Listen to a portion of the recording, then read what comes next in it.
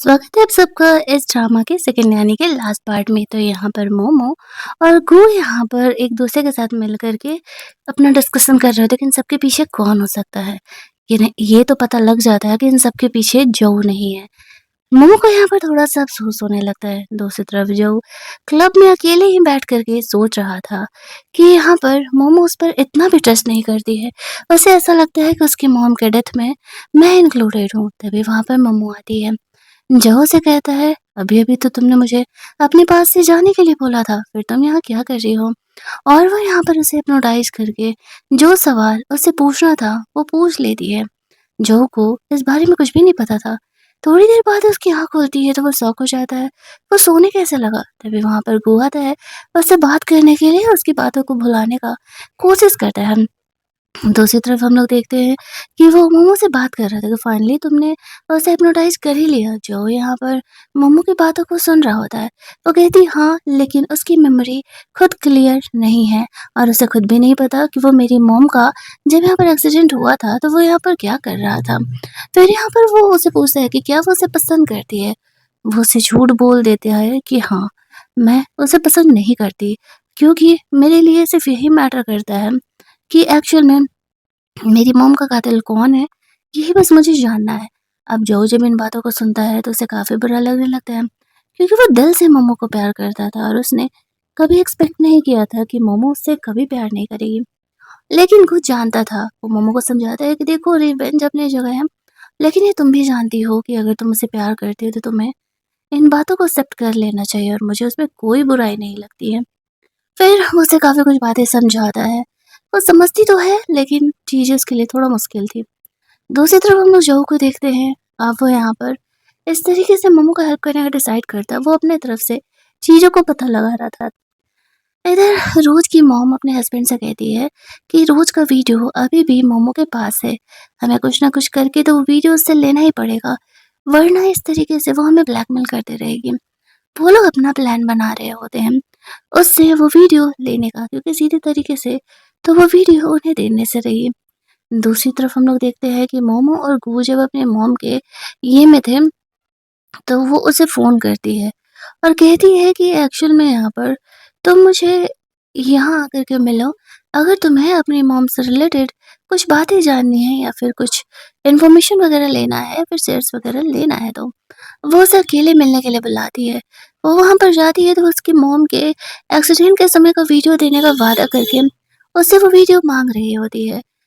रोज़ यहाँ पर मोमो को एक पेन ड्राइव देती है और कहती है कि इसी पेन ड्राइव में वो वीडियो है। बदले में यहाँ पर फ़िलहाल मोमो उसे वो पेन ड्राइव नहीं देती है और कहती है कि नहीं, जब तक मैं क्लेरिफ़ाई नहीं कर लूँ, मैं ये वीडियो तुम्हें नहीं देने वाला।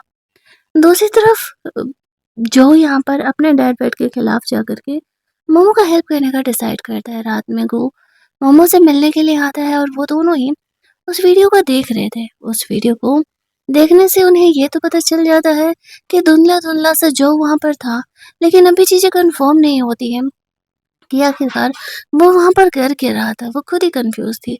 लेकिन हाँ, 90% चीज़ें ये श्योर हो गई थी कि उसके ये में जो इंक्लूडेड नहीं है। एक पल को जो की फैमिली इंक्लूडेड हो सकती है, लेकिन जो इंक्लूडेड नहीं है। फिर वो अपनी मॉम के बुलाने पर उससे मिलने के लिए चली जाती है।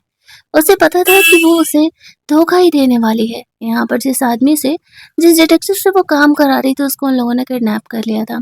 उसी के बदले इस तरीके से वो लोग उसे वहाँ मिलने के लिए बुलाए थे।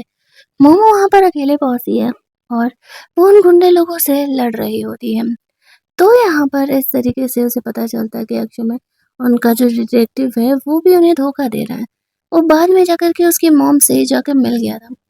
पैसे का चक्कर बाबू भैया, पैसे का चक्कर। और यहाँ पर ये सब कुछ जब होता है तो वो समझ जाती है कि वो भी उसे धोखा ही दे रहा है। वो कहती है कि ठीक है, तुम तो वैसे भी मुझे मारने वाले हो, तो तुम मुझे सच बताओ, मेरी मॉम को किसने मारा और क्यों मारा? यहाँ पर वो सोच रही होती है कि वो तो मॉम को मारने ही वाली है। तो वो बक-बक करने लगती है, तुम्हें पता भी है तुम्हारी मॉम को मारना कितना आसान था। वो तो इतनी आसानी से किसी पे भी ट्रस्ट कर लेती है। फलाना-ढिमकाना पूरा करके बोल रही होती है। वो सोचती है कि वो कभी उसे पकड़ नहीं पाएगी। लेकिन तब तक वहाँ पर जो अपने गार्ड लोगों को लेकर के आ जाता है और इस तरीके से वो मोमो को सेव कर लेता है। और यहाँ पर वो परेशान थी, तो वो उसे घर लेकर के जाता है। जहाँ पर कि हम लोग देखते हैं इस तरीके से मोमो को होश आता है तो उसे याद आता है कि जो ने उसे हक करके इस तरीके से उसे सेव किया था। फिलहाल जो कमरे में नहीं था, वो उठती है अपना ड्रेस-वेस चेंज करने के लिए सोचती है और ड्रेस चेंज करने के लिए जब वो पूरे घर में ढूँढ रही थी तो उसे ड्रेस के साथ एक उसका बॉक्स में मिलता है। उस बॉक्स में उसे अपनी एक आईडी मिलती है। वो आईडी देखते ही मोमो को याद आ जाता है कि ये तो उसके कॉलेज टाइम का आईडी है और यहाँ पर उसे ये भी याद आता है कि एक्चुअल में कुछ गुंडे कुछ साल पहले उसे परेशान कर रहे होते हैं और उन गुंडे लोगों को वो पीछे छुड़ाने की कोशिश कर रही थी बट वो जाने ही नहीं दे रहे थे। तभी एक लड़का आकर के उसकी हेल्प किया था। वो नहीं देख पाई थी कि एक्चुअल में वो तो जो ही है और यहाँ पर जो ने उसकी जान बचाई थी, उसकी आईडी वहाँ पर गलती से गिर गई थी। अब उसे ये बातें पता नहीं था, लेकिन अब वो आईडी देख कर के उसे पता चल जाता है और यहाँ पर इस तरीके से वो सोच रही होती है कि इट मीन्स कि वो काफ़ी लंबे समय से उसका ख़्याल रख रहा है। बस उसे ही इस बात का कोई आइडिया नहीं था। लेकिन जब उसे ये बात पता चलता है तो वो काफ़ी इमोशनल हो जाती है और जाकर के जो को हग कर लेती है। वो कहती है कि इट मीन्स कि तुम इनडायरेक्टली हमेशा मुझे प्रोटेक्ट करते रहना। शुरुआत में तो जो नहीं समझ पाता है तो फिर वो उसे अपनी आईडी दिखाती है। तो वो कहता है ओह! ये तो बहुत पहले की बात है, मुझे तो याद भी नहीं है। बट फिर वो समझ जाता है कि झूठ बोलने का कोई फ़ायदा नहीं है। वो कहता है हाँ, तुम्हें भला मैं कैसे छोड़ सकता था?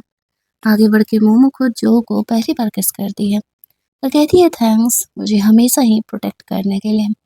उसे लगने लगता है कि शायद जिस लड़की को वो इतने सालों से प्यार करता था, फाइनली अब वो उसके साथ अपनी मर्ज़ी से रहने के लिए तैयार है, बट आगे चल के इनकी लाइफ़ बहुत ही कॉम्प्लिकेट होने वाली है।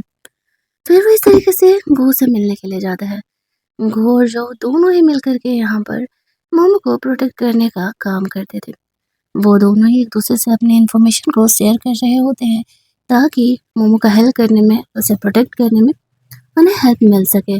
दूसरी तरफ हम लोग देखते हैं मोमो के डैड को जो कि कंपनी में थे और यहाँ पर कंपनी के शेयर्स के प्राइसेस यहाँ डाउन हो रहे थे। तो जो शेयर होल्डर्स थे वो लोग गुस्सा कर रहे थे, तुमसे ये काम ढंग से नहीं होता है, कंपनी संभाली नहीं जा रही तो रिज़ाइन कर दो, फलाना-ढिमकाना पूरा कर रहे होते हैं। तभी हम लोग देखते हैं कि वहाँ पर मोमो आ जाती है और कहती है, एक्चुअल में ऐसा है ना शेयर होल्डर्स की आज से मैं ये कंपनी की एक्चुअल सीईओ होने वाली हूँ, क्योंकि 51% शेयर मेरे पास है और यहाँ पर जो 51% शेयर मेरे पास हो गए, तो फिर तो मैं ही यहाँ पर इस कंपनी की मेन हेड और सीईओ होने वाली हूँ। मेरी मॉम के भी शेयर्स यहाँ पर इस तरीके से मेरे पास है। अब वो सबको ये चीज़ें दिखाती है, लेकिन उसके डैड उसे डाँट-डपट करके भगाने का कोशिश कर रहे थे क्योंकि उसे ऐसा लग रहा था कि अभी वो इतनी पावरफुल नहीं है। लेकिन उसके सपोर्ट में यहाँ पर गो भी आ जाता है और जो भी आ जाता है। साथ ही में रोज़ का वो वीडियो भी वहाँ पर इंटरनेट पर डाल देती है ताकि सब इसे देख सकें। इस वजह से इनकी काफ़ी बेइज़्ज़ती हो रही होती है और उन्हें सीईओ की पोजीशन से हटा दिया जाता है। अब यहाँ पर मोमो को ऐसा लग रहा था कि चलो कम से कम कंपनी भी उसे मिल गई। जो जब यहाँ पे मोमो के सपोर्ट में आता है तो वो हँसते हुए कहता है कि तुम्हें क्या लगता है इस तरीके से तुम और तुम्हारे डैड आराम से निकल जाएँगे? तुम्हारे डैड भी इन सब में इंक्लूडेड है। जो ये बात सुन कर के शॉक्ड हो जाता है, जिस लड़की से वो प्यार करता है, उसकी मॉम का मर्डर उसका डैड, वो कैसे भला मोमो को फेस कर सकता था? वो खुद को घंटों वॉशरूम में बंद रखता है। मोमो उससे बात करने के लिए जाती है, उसे संभालती है और कहती है, गलती तुम्हारी नहीं है। जो गलती तुम्हारे डैड ने किया, तुम उस गलती की सज़ा खुद को क्यों दे रहे हो? मैं तुम्हें ज़िम्मेदार नहीं मानती। जो को समझाती-बुझाती और वहाँ से बाहर निकालती है, क्योंकि कहीं न कहीं वो जानती थी कि अगर उसके डैड ने भी कुछ ऐसा किया है, तो इसमें जो की भला क्या ही गलती है?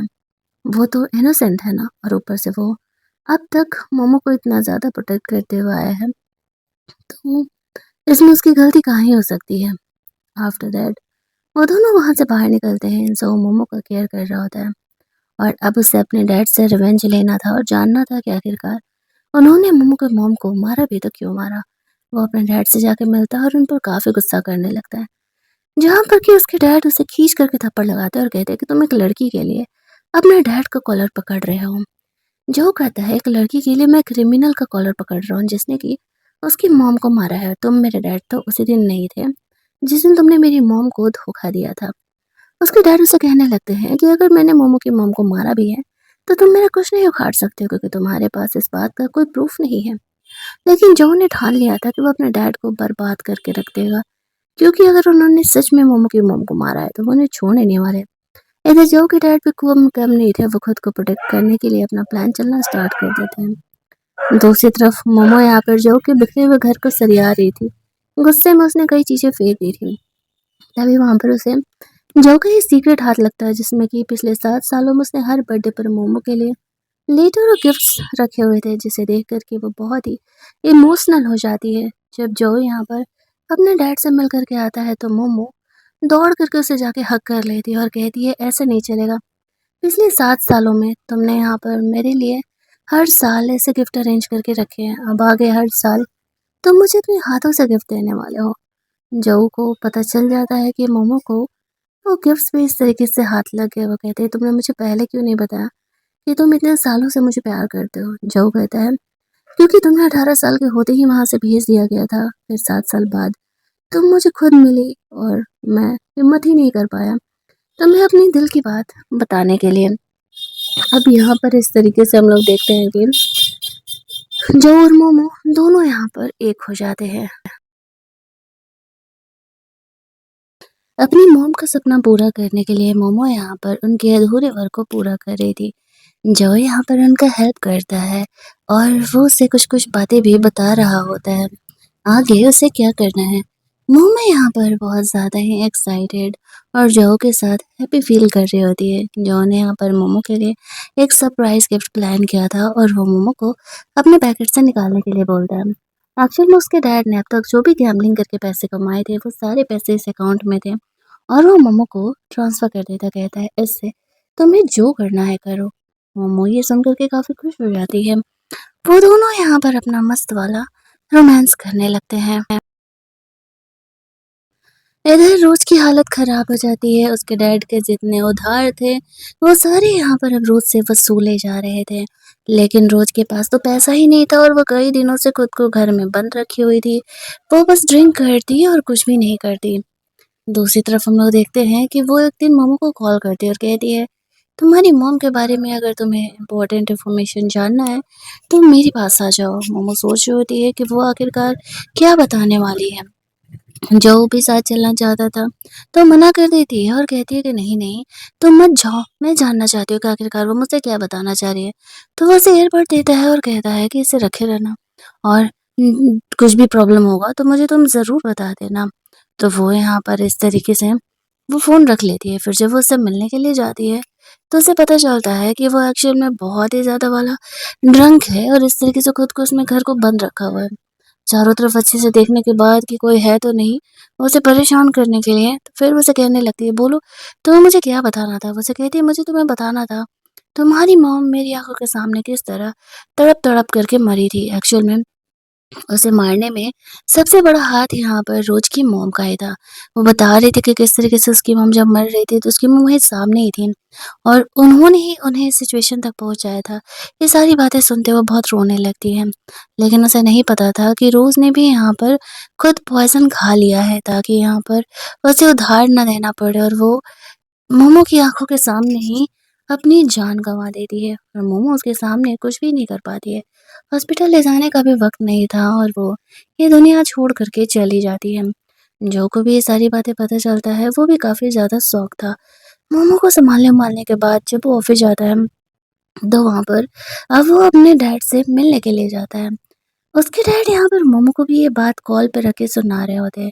उन दोनों के बीच ऐसी मिसअंडरस्टैंडिंग क्रिएट करते हैं जैसे कि इसकी मॉम की ज़िम्मेदार मौत की कोई और नहीं, जो ही है और उसने तो बस थोड़ा-सा हाथ लगाया था। किस तरीके से मोमो के डैड खुद अपनी वाइफ़ को मारना चाहते थे ताकि उन्हें प्रॉपर्टी मिल सके। मुझे भी इससे फ़ायदा हो रहा था, मुझे कंपनी के शेयर्स मिलने वाले थे तो मैंने ऐसा किया। ऐसे-ऐसे करके वो मोमो को भी बात सुना देता है। मोमो बहुत ज़्यादा ही रोने लगती है।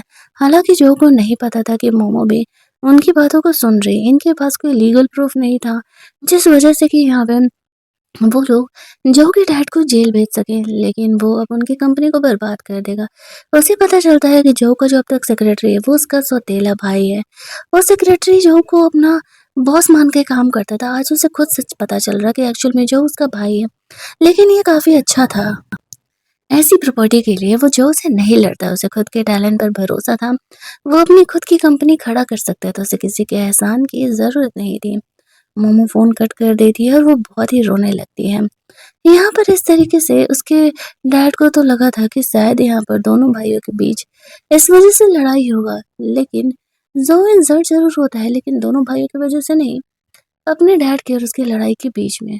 इधर मोमो जो के आने का इंतज़ार कर रही थी, वो आती है। उसे ऐसा लगता है जो को कि शायद मोमो उसे छोड़ कर के चली जाएगी, क्योंकि उसके डैड उसकी मॉम के मौत में इंक्लूडेड हैं।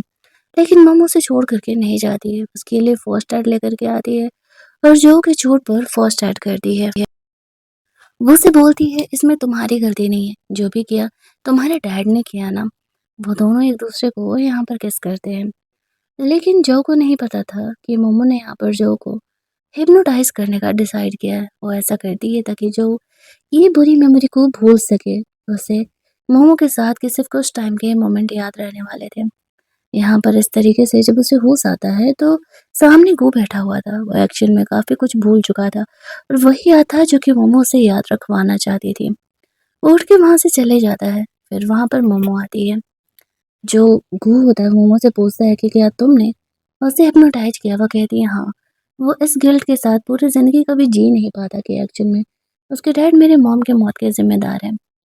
इसमें जो की तो कोई गलती नहीं है, इसी वज़ह से मैंने उसे फाइनली हिप्नोटाइज़ किया था ताकि वो इन चीज़ों को भूल सके। वो मोमो से कहता है कि क्या तुम ठीक हो ये सब कुछ करने के बाद? मोमो कहती है क्या फ़र्क पड़ता है? मैं अपने दर्द में किसी और इनोसेंट इंसान को तो शामिल नहीं कर सकती ना। वो समझ जाता है कि वो जो उसे इतना प्यार करती है कि वो उसे अपने साथ रखने के लिए ये सब कुछ कर रही है। कहीं न कहीं वो अपनी जगह सही भी थी। वो कहता है अगर इस चक्कर में वो तुम्हें भी भूल गया तो? मम्मा कहती है तो शायद मैं इसे गॉड का पनिशमेंट मान करके एक्सेप्ट कर लूँगी अगर वो मुझे भी भूल गया तो। एक्चुअल में जो को जब पता चला था, वो खुद भी मोमो को फेस नहीं कर पाएगा। जो एक अलग ही डिप्रेशन से गुज़र रहा होता है, उसका भाई यहाँ पर आता है, जो उसे अब अपनी नई कंपनी शुरू करने के लिए बोल देता है और इनफैक्ट वो उसका सपोर्ट भी कर रहा होता है। पैसे-वैसे दे रहा था, उसने अपने डैड की कंपनी को पूरी तरीके से बर्बाद कर दिया था। उसके डैड बैंक करप्ट हो चुके थे, ज़्यादा से ज़्यादा वो यही कर सकता था। उसके खिलाफ उसके पास प्रूफ नहीं था, तो वो उसे जेल नहीं भेज सकता था। जो और मोमो यहाँ पर साथ में टाइम स्पेंड करते हैं। मोमो को भी नहीं पता था कि जो क्या प्लान कर रहा है।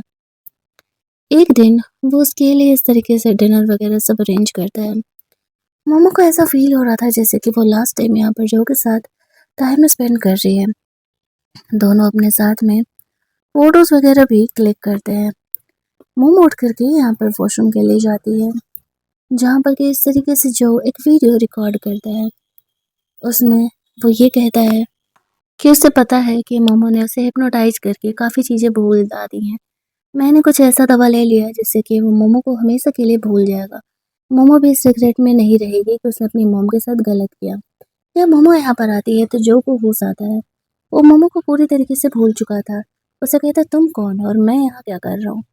ये बोल कर के वो वहाँ से चले जाता है। जब मोमो वो रिकॉर्डिंग देखती है तो वो समझ जाती है कि जो ने उसके लिए ये सब कुछ किया है।